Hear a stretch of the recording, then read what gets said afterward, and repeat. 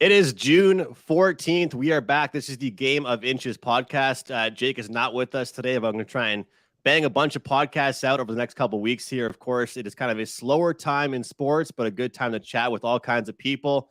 And what better person to have on than someone that was one of our first guests here on the podcast, Jimmy Murphy. Jimmy, you are a reporter with the Bruins, but recently taken a editor-in-chief with the MontrealHockeyNow.com as well. We're here to talk about the Bruins today, everything Bruins, different rumors. Of course, Bruce Cassidy, no longer head coach of the team. I'm sure you'll have a few things to say to all of us about that. But tell us about your new gig with Montreal Hockey Now as well.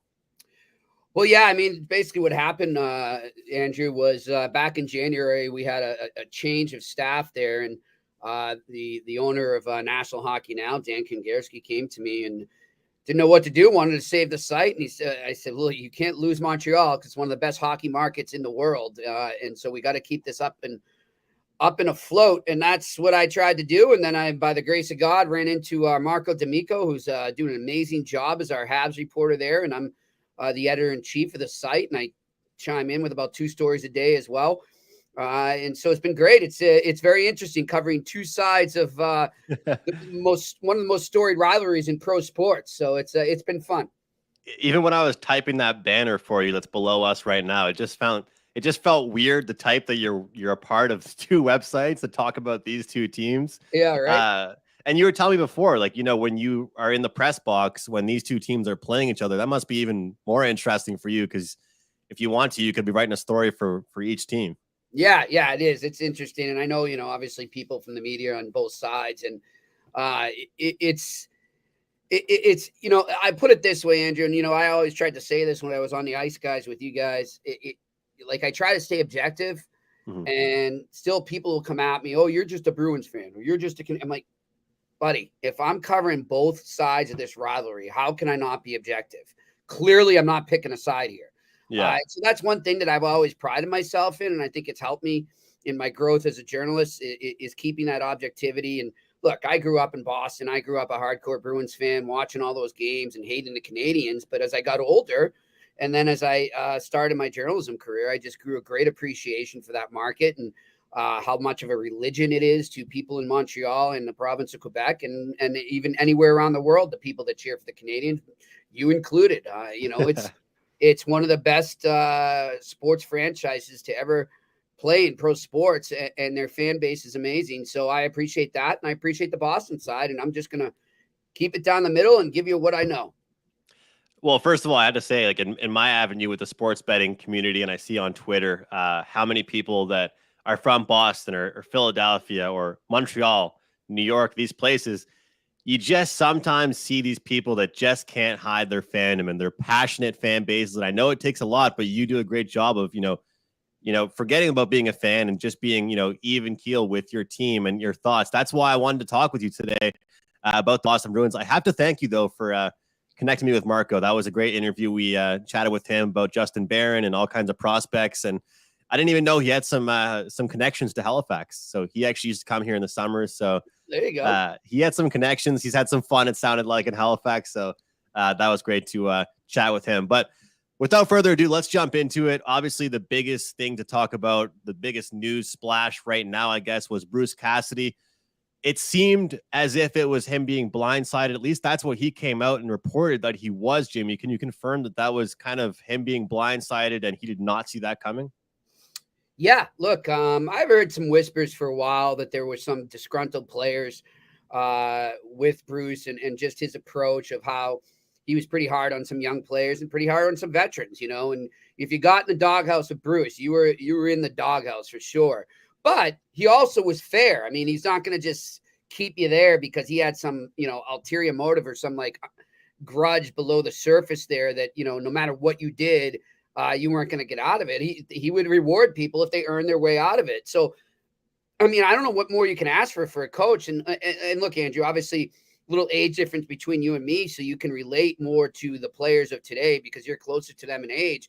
And I'm not trying to sound like a boomer or anything, but it baffles me at how entitled some of this new wave of hockey players are, that they don't think that they should be able to be criticized, or they don't think that they should play based on their effort and based on their performance. They think that their name precedes them, and no matter what happens, hey, I was a first round pick, I should always be in the lineup.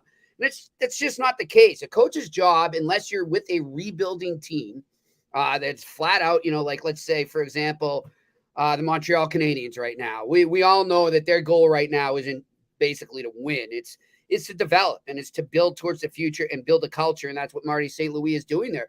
But trust me, and I know maybe, we didn't see it this past year in his short stint there, but Marty St. Louis was one of the hardest workers to ever play the game. That's why he made it to the NHL. He was never drafted. And I'm sure if a Cole Caulfield goes into a 30-game scoreless streak, then he's going to be a healthy scratch. And it's nothing personal. It's just like, dude, you're not producing. Go upstairs, watch it from above, learn your lessons, come to practice, work hard in practice, and you'll get back in there. And I don't understand why that is so taboo, so to speak. I mean, I've heard some stuff that, Charlie McAvoy was kind of leader of the pack against Cassidy there. And he didn't like how some of his young teammates, guys that were his age, were being treated. And it's like, I'm sorry, Charlie, man. Look, if there's stories that I don't know, then come out and tell them, or tell me off the record. I'm just basing it on what I know right now. And what I can see from everything I've gathered right now is that the Bruins are, letting the inmates run the asylum, and furthermore, letting Cam Neely be the leader of the pack there. And, I don't think Cam Neely's been a great executive at all. And I think he backstabbed Bruce Cassidy just the way he backstabbed Claude Julien. And a lot of the time in hockey, you see the coach take the blame, right? Like the coach is the guy to go if the team doesn't get where they're supposed to go, or things are happening in-house. So just taking a step back from the stuff going on there, you talk about McAvoy and some players maybe not having that connection with him. How much is that true? That sometimes just it has to be the coach that goes. We saw it with Barry Trotz. You and I talked about it on a separate podcast, not being happy about that guy getting fired. I know this is kind of a different scenario, but how much in hockey do you think sometimes when something bad happens to a team, or they're kind of going in a different direction, the coach just has to go? Well, it's just less work for the GM or the president of hockey ops, or whatever, whoever's above him. It's less work for them to just fire the coach, right? Because what they really should be doing is drafting players that fit the coach you put in place. Yeah. If you want a guy that's just going to be rah-rah and go, let's have a great time out there, guys, I don't want to hurt your feelings. Well, then get that type of coach and draft those type of players. But if you want a coach that wins, which is what Bruce Cassidy did for 6 consecutive seasons as head coach, he's the second winningest coach over that span in the NHL, didn't miss the playoffs one season, took them to within a few periods of the Stanley Cup. If that's what you want, then get some players on your roster with a little more balls. To be frank, I mean, get some players on there. They're going to have some thick skin and are going to work every night, and not turn around and blame the coach because they don't want to work as hard. I think that falls on the GM. I think that falls, Don Sweeney, and I think it falls on Cam Neely. It's not Bruce Cassidy's fault. Look, Andrew, they had a great saying, and I'll show my age here, and I've already mentioned this a couple times when describing this situation, but I think it's a perfect analogy, is that you go back to the New England Patriots right before they started the dynasty, before Bill Belichick came in and Tom Brady became Tom Brady. Bill Parcells was the coach there. And, a lot of times people forget how much he did to lay the foundation for that dynasty. And when he left, and when he kind of bumped heads with Bob Kraft, and, they just sort of fell off from a relationship there, and they couldn't go on. He had a great quote where he said, look, if they want you to cook the dinner, they got to let you shop for some of the groceries. And I think that's perfect. I love that. That sums up perfect what I think we see too much in sports, is that, look, if you're going to bring in a coach, who this guy, especially if it's a veteran coach, what he's about, his style, the type of players he meshes with and the type of players he clashes with. And that's on the GM, not the coach, to build that roster. Love it. I absolutely agree with that. And I think that, obviously we see more coaches get canned than GMs, but sometimes you see a coach with a team, and I think to myself, what the hell is he supposed to do with this team? Like, what more did you want to do with this guy? This guy takes a penalty every game. This guy hasn't scored in 13 games. What do you want Bruce Cassidy to do? Go out there on the street and find a guy to, to add to the team? I mean, it's like you get guys like, I mean, we know in our business, some people just call in sick all the time, and we kind of get guys like that on hockey teams. They just kind of don't show up. And what's a coach supposed to do there? He can only motivate them so much, but you can't change who that person is. You can mold them, you can point them, you can push them in the right direction. But when it comes down to it, it's on the player, it's on the person to achieve and to excel in his job, and not the boss or not the coach. That has to come from within, and there's only so much they can do. And you look at that Bruins team and some of the injuries that Cassidy dealt with this year, and then some of the weaknesses in that lineup and the holes in that lineup. I don't know what else he was supposed to do. I think they should be happy they even made the playoffs. I did not think that Bruins team was a Stanley Cup contender, and Cam Neely and Don Sweeney are essentially, I think, smoking some good stuff if they think it was. Well, now you look at next year. Let's talk about next year and the future of this team. We've got Nova Scotian-born Brad Marchand on the injury now. We've got Charlie McAvoy. We have what's going on with the Bergeron situation. I heard, Pasta might not be happy. So, I mean, what's going on with all these guys? Then you have David Krejci, the situation with him. I heard that was kind of something that Pasta wasn't too happy about himself. What can you tell us about the current status? We talked about Bruce Cassidy, but moving forward, I don't know how they make the playoffs next season, Jimmy. I don't know how they I don't know. I mean, I said they were such a top-heavy team this year. That's why, I bet against them in the playoffs. And I look at right now, what's going to happen with them missing so many key pieces. Are they a team that can afford to play 10, 20 games without those key pieces? No, I'm going to go right on record as saying this. The Boston Bruins season will be over by American Thanksgiving, because as we know, you go back, and Elliot Friedman does a great thing on this every year around that time, where he looks at the stats of all the teams that were, let's say you go from 1 to 10, and then the teams that are like 11, 12, 13 in their conference and so on. Those are the teams. I mean, it's rare. We saw the St. Louis Blues that one year when they won the Cup, where they were at American Thanksgiving, but that's kind of the cutoff point. And if you're not within striking distance of the playoffs at that point, there's a very good chance you're not going to make the Stanley Cup playoffs. And I think the Bruins are going to be in that bottom group that isn't within striking distance. And unless they can pull off some kind of miracle within the season to get on a roll like the Blues did in 2019, they're not making the playoffs with that roster as it's currently constituted heading into this season. I mean, you're going to be without Brad Marchand, Charlie McAvoy, and Matt Grzelcyk for at least the first 2 months, if not the first 3 months of the season. So that takes you almost up to Christmas time without those guys. And I almost would argue that McAvoy is an even bigger loss than Marchand, because he's your number one defenseman. And if you don't have a number one defenseman to rely on in the NHL, you're not going to succeed. So the Bruins are in deep you-know-what right now. And for Don Sweeney to pull this move was just because I think they had a guy that could kind of make a Renoir out of a little splash of paint, like he was going to be able to make this team overachieve, as he's done so many times in his career with the Bruins as head coach and Bruce Cassidy. And now they got rid of him. And I think the Bruins need to face reality right now and know that they need to rebuild. There comes a time where, that's it.